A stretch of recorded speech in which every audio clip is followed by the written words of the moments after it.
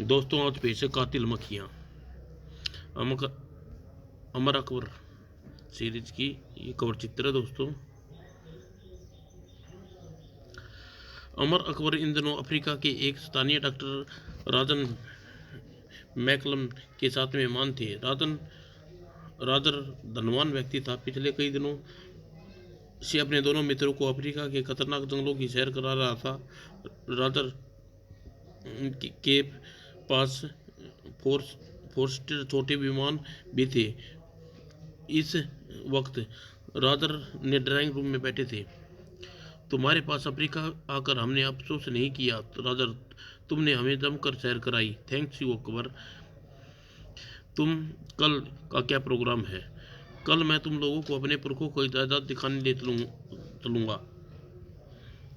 पुरखों की जायदाद? हाँ, यहाँ से दूर, काफ़ी दूर समुद्र के बीच एक छोटा टापू है, हमारी संपत्ति है। टापू पर आबादी नहीं है, फिर भी हमारे पुरखों ने वहाँ विशाल हवेली बनाई है, और हवेली में इन दिनों मेरा सौतेला भाई डेविड रहता है। पता नहीं वह वीरान टापू पर क्या लगाव है, जब उस टापू के बेच देना चाहता हूँ।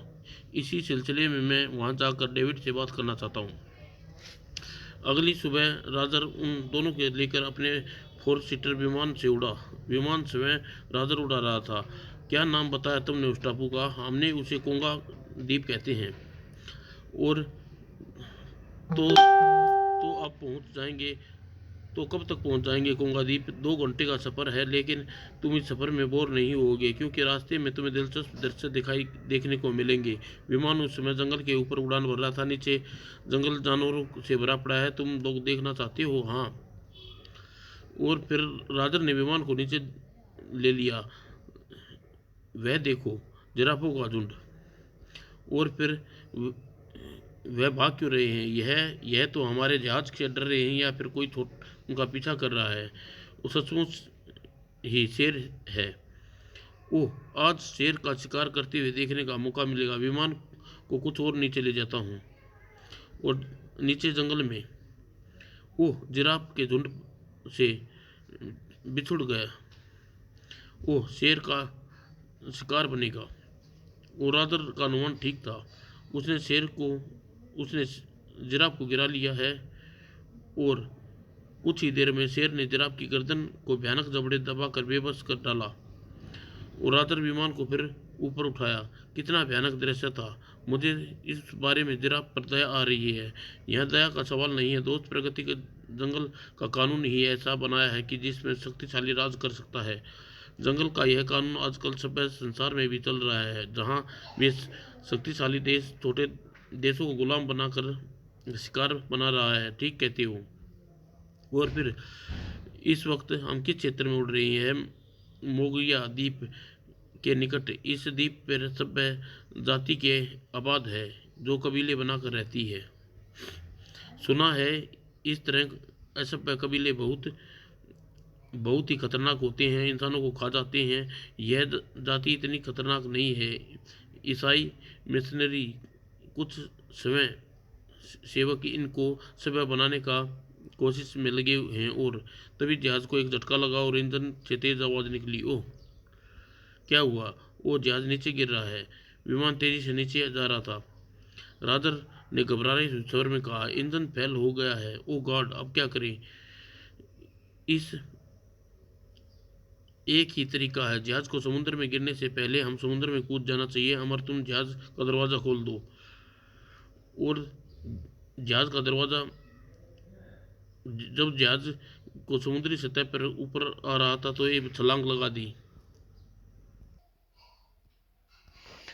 वह तीनों आसपास पानी में गिरे, किंतु तुरंत ही तैरकर किनारे पर पहुंचे। शुक्र है जान बच गई। अभी कहाँ हम लोग आसमान से गिरे और खजूर पर अटके गए हैं। यह समुद्र है। घबरा घबराओ नहीं दोस्तों, सामने मोगिया का द्वीप है, तैरकर वहां चलो। तीनों उस ओर तैरने लगे। सिर दी हप हप हप। द्वीप के किनारे पर पहुंचकर पानी से निकले रेत पर लेटकर हाँफने लगे। और कुछ देर बाद, अब क्या होगा रादर? जान तो बच गई, लेकिन यहाँ से वापस कैसे जाएंगे? मुझे तो असभ्य जाति की चिंता हो रही है। अगर उन्हें हम पर हमला कर दिया तो? तभी अरे यह तो जंगली आ गया। घबराने की बात नहीं, मैं उससे बात करने की कोशिश करता हूँ। रादर यह जंगली की ओर बढ़ा, लेकिन जंगली पलट कर भाग खड़ा हुआ। जंगली रुका नहीं और घनी जालियों में घुसकर गायब हो गया। रादर निराश वापस लौट आया। वह शायद हमसे डर गया। फिर क्या करे? चलो टापू के भीतर चलते हैं। हो सकता है मशीनरी में कुछ स्वयं सेवक यहाँ आए हों, और अगर उनने मुलाकात हो गई तो समस्या सुलझ जाएगी।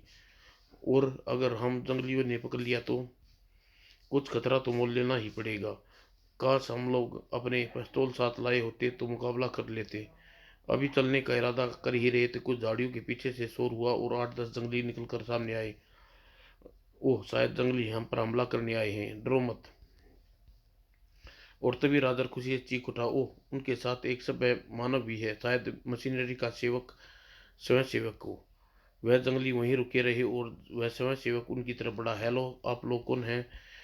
रादर ने अपना परिचय कराया और अपनी विपदा सुनाई। तो आपका जहाज समुद्र में गिर गया, आपकी सहायता मगर मैं आपकी सहायता करूंगा। थैंक्स।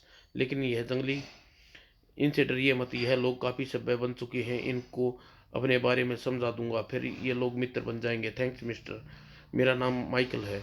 आपसे मिलकर ऐसा लग रहा है मिस्टर माइकल जैसा आप नया जीवन मिल गया है। और कुछ देर बाद जंगलियों ने बस्ती में एक झोपड़ी में माइकल के साथ बैठे जंगलियों ने उन्हें मित्र मान लिया और उनके सामने खाने के लिए फलों का ढेर लगा लिया। फल खाकर जंगली बाहर चले गए और रादर ने माइकल को विस्तार से सफर के बारे में बताया। सुनकर माइकल बोला, तो अब आप लोग वापस शहर जाना चाहते हैं? कोंगा जाते हैं या कोंगा जाएंगे? मैं कोंगा टापू जाना चाहता हूँ, यहाँ से निकट भी है और मेरा भाई डेविड भी है। वह हमारा वहाँ पहुँच गए तो हमारी वापसी का प्रबंध कर देगा। तुम्हारा विचार ठीक है रुदल। तो फिर मैं आप लोगों को अपनी बोट से कोंगा द्वीप छोड़ आऊँगा, लेकिन मैंने सुना है उस द्वीप के निकट पतली नहर जाती है, वह खतरनाक मगरमच्छों से भरमार है। हाँ, यह तो है। द्वीप पर पहुंचने के लिए सरसरा रास्ता बड़ा खतरनाक है, नदी में कीचड़ भरा हुआ है और खतरनाक मगरमच्छ भी। अभी वहाँ कोई दुर्घटना नहीं घटी तो ठीक है। हम कुछ देर बाद ही कोंगा चलेंगे, खाना हो जाए। और माइकल ने काफ़ी बड़ी बोट थी, इंजन से चलती थी, और बोट रवाना हो गई। जंगली तट पर भाले लहरा कर कूद कूद कर उन्हें विदा दी। 4 घंटे बाद समुद्री यात्रा करने के बाद उनको मोटर बोट एक सरसरी खाड़ी में प्रवेश हुई। यह खाड़ी हमारे द्वीप तक जाती है, यूं कहना उचित होगा, यह वहीं जाकर समाप्त होती है। बोट जिस नहर में चल रही थी उसका पानी काफी गंदा और बदबूदार था। यह दुर्गंध कैसी? इस नदी में मगरमच्छ रहते हैं, उन्हें कारण पानी सड़ गया है।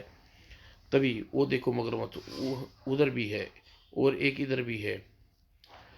यह हमारी बोट पर हमला तो नहीं करेंगे? नहीं, ईंधन की आवाज़ से डर कर निकट नहीं आएंगे। वैसे तो हम टापू के निकट पहुंच चुके हैं।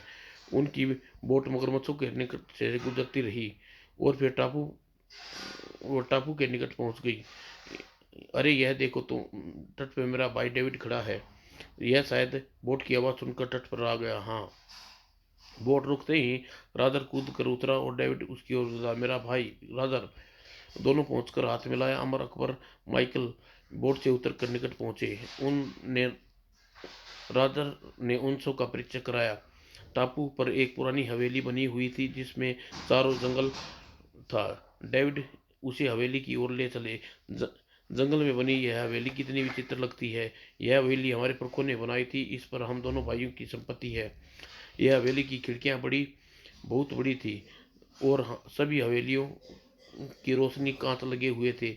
हवेली में किसी भी कमरे में बैठकर खिड़कियों से पूरा टापू देखा जा सकता है।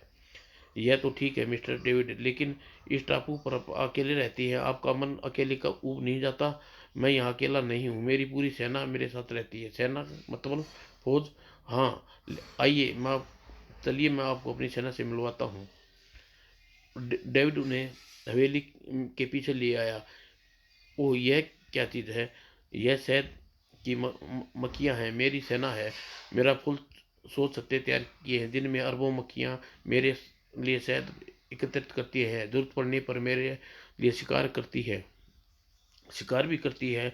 जी हाँ, वर्षों की मेहनत के बाद इन मक्खियों की भाषा समझने में सफलता प्राप्त कर ली है और मैं अपने इशारे पर चला सकता हूँ। यह संभव है। भला मधुमक्खी इंसान की भाषा कैसे समझती है? लेकिन अपनी भाषा समझ लेंगी ना।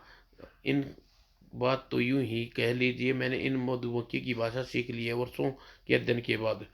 मैंने मैं ये समझता हूँ कि जब मधुमक्खी को गुस्सा आता है तो अपने पंखों को भिन्न भिन्न बनाकर स्वर निकालती हैं और स्वर सुनकर दूसरी मधुमक्खियाँ क्रोधित हो जाती हैं और समझ लेती हैं कि निकट कोई शत्रु है और उस पर आक्रमण करना है। मक्खियों की इस क्रोधी वाली भिनभिनाहट को मैंने अपने होठों से निकालने में दक्षता प्राप्त कर ली है और अपने मुंह से स्वर निकाल कर इन मक्खियों को क्रोध दिला दे सकता हूँ।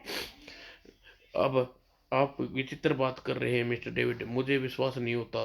और मैं और मुझे भी, मैं अपनी बात की सबूत पेश कर सकता हूँ। आप जंगल में हिरण को चरते देख रहे हैं? हाँ। तो फिर तो मैं अपनी सेना से हिरण का शिकार करता हूँ। आप लोग मेरे निकट खड़े हो जाइए और बिल्कुल कोई हरकत मत कीजिए। अगर मैं आगे बढ़ूँ तो या पीछे हटूँ तो आप लोग निश्चित खड़े रहिए, ठीक है? और फिर फौज अपनी फौज को बुलाता हूँ। शायद याद रखिए, आप लोग हिलना बिल्कुल नहीं, वरना नतीजे की जिम्मेदारी मुझ पर नहीं होगी। और डेविड अपने मुंह से एक विचित्र आवाज बीच कर आवाज निकालनी शुरू की और फिर आवाज के साथ मधुमक्खियों की छत्तों से हरकत हुई और कुछ मक्खियां उड़ने लगी और फिर सारा वातावरण मक्खियों से भिनभिनाहट से गूंज उठा। डेविड के मुख से निकलने वाले स्वर सुनकर मक्खियां उसकी ओर आ रही थी और मक्खियों के विशाल बादल उसके सिर पर मंडरा रहा था। मक्खियां उसके शरीर से भी टकरा रही थी। डेविड के निर्देश यह मछली निश्चित खड़े थे, लेकिन दिल जोर से धड़क रहे थे। और फिर डेविड धीरे धीरे जंगल की तरफ चल रहे हिरण की ओर बढ़ना शुरू कर दिया। मक्खियां का बादल के साथ चल रहा था और करोड़ों मक्खियां के तेज भिनभिनाहट से हिरण ने सुनी और घबरा कर भागा। वह तेरे आश्चर्य से जड़कर खड़े थे और मक्खियों का दल के रूप में डेविड ने सिर पर मंडरा रहे हिरण की ओर रूप डेविड के सिर से हिरण की ओर भागा और कुछ ही क्षणों में मक्खी हिरण तक पहुंच गई और हिरण गिर गया और समूचे हिरण को मक्खियों ने लपेट लिया। तीनों हैरत से दृश्य देख रहे थे। कुछ क्षणों बाद मक्खियां हिरण से उड़कर अपने छत्तों की ओर जाने लगी। अब वह हिरण बिल्कुल मृत अवस्था में था। अब आप समझ गए होंगे, मेरी बात पर विश्वास आ गया होगा। हाँ, आपने सचमुच आश्चर्यजनक काम किया है। मुझे तो पता भी नहीं था तुम इन मधुमक्खी पाल रखी हैं। अब तो पता चल गया। आओ भीतर चलते हैं, तुम खाने पीने का प्रबंध करता हूँ। और तुम लोग और कुछ देर बाद हवेली के बड़े हाल में खाने की मेज पर बैठे थे। खाने के दौरान डेविड ने बताया, वह लोग कितनी मुसीबत उठाकर यहाँ पहुंचे हैं।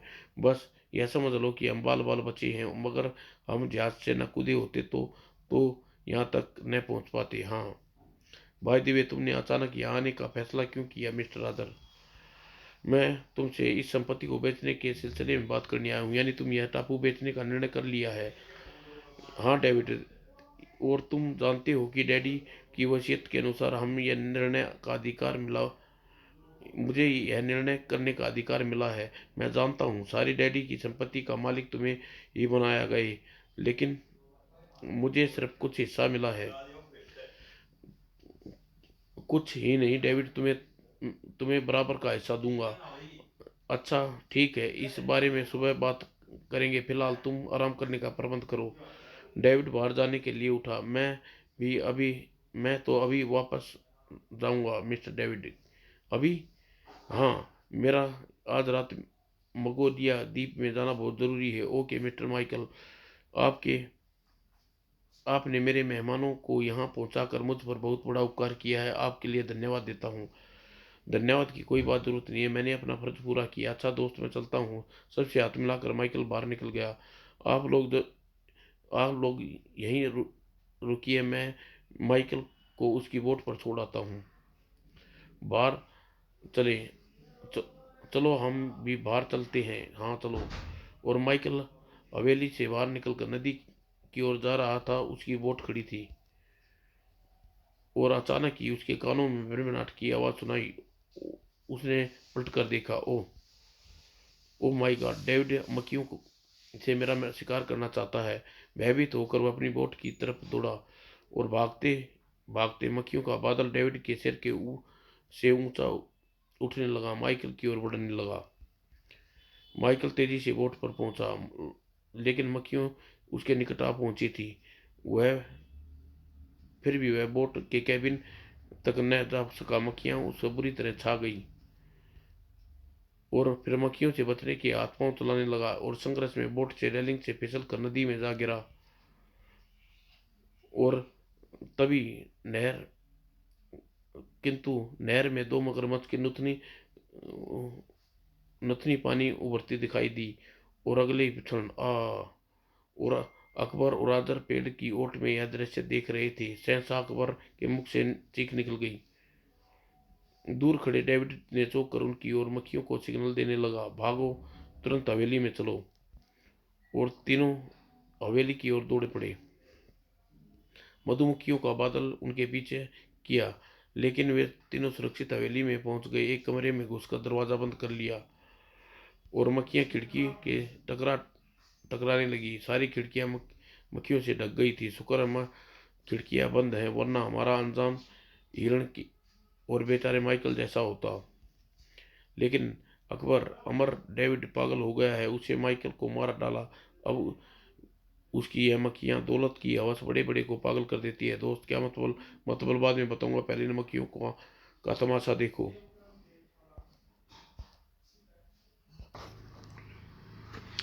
मक्खियां शीशे से टकरा रही थी। इन्हें भीतर घुसने का रास्ता नहीं मिल रहा। मेरा दिल तो बैठा जा रहा है। अब यह अंदर आ गई तो यह शीशा तोड़कर अंदर नहीं सकती।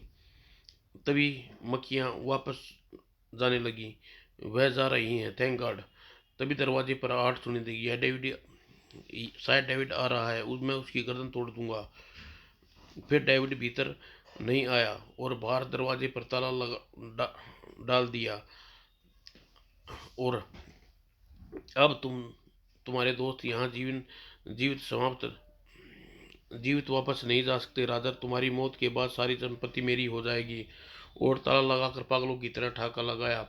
हाँ हाँ, यही यही समझा जाएगा कि इन तीनों को मृत्यु मगरमच्छ जहाज से गिरने के कारण हुई है। यहाँ आने की गवाह सिर्फ माइकल था, वह पहले ही समाप्त हो चुका है। डेविड ने हमें कमरे में कैद कर लिया। रादर, शायद उन्हें डेविड सचमुच पागल हो गया है। अब तो पागल से बचने का कोई तरीका सोचो। वह हमारी हत्या करने का निर्णय ले चुका है। इस वक्त बाहर मक्खियां नहीं हैं। क्यों न हम शीशा तोड़कर बाहर निकल जाएं और डेविड को काबू करने की कोशिश करें। नहीं अकबर, बाहर जाने का खतरा। डेविड हम पर नजर रख रहा होगा। काश हमारे पास कोई हथियार होता। फिर अपना पिस्तौल साथ न लाने की बहुत बड़ा अफसोस है। तभी अकबर की नज़र दीवार पर टंगी दो नाली बंदूक पर पड़ी। अरे वह बंदूक! अकबर ने लपक कर बंदूक उतार ली, लेकिन उसे खोलकर देखने के बाद निराश से सिर हिलाया। यह तो खाली है, बिना कारतूस की हैसियत लाठी से अधिक नहीं है। फिर अब क्या करें? हम कुछ नहीं कर सकते।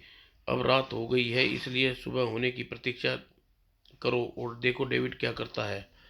और फिर बंदूक वापस दीवार पर टांग दी। तीनों बैठकर चिंता में डूब गए। मुझे दुख है इस बात का है कि डेविड हमें मारने में सफल हो गया तो कानून उसका कुछ नहीं बिगाड़ सकेगा, क्योंकि उसने बात का सबूत नहीं मिलेगा कि हम कोंगा द्वीप पर पहुंचे थे। हमें तो प्लेन क्रैश में मृत मान लिया होगा। मुझे डेविड से ऐसी आशा न थी। मैं जायदाद के लिए मेरी जान का दुश्मन बन जाएगा। अब अफसोस करने से कोई कुछ नहीं होगा। रोजर, इस वक्त सिर्फ अपने बचाव के लिए सोचने की कोशिश करो।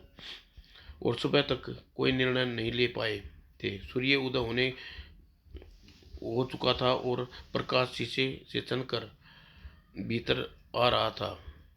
तभी अचानक तड़ाक, वो किसी ने पत्थर मारकर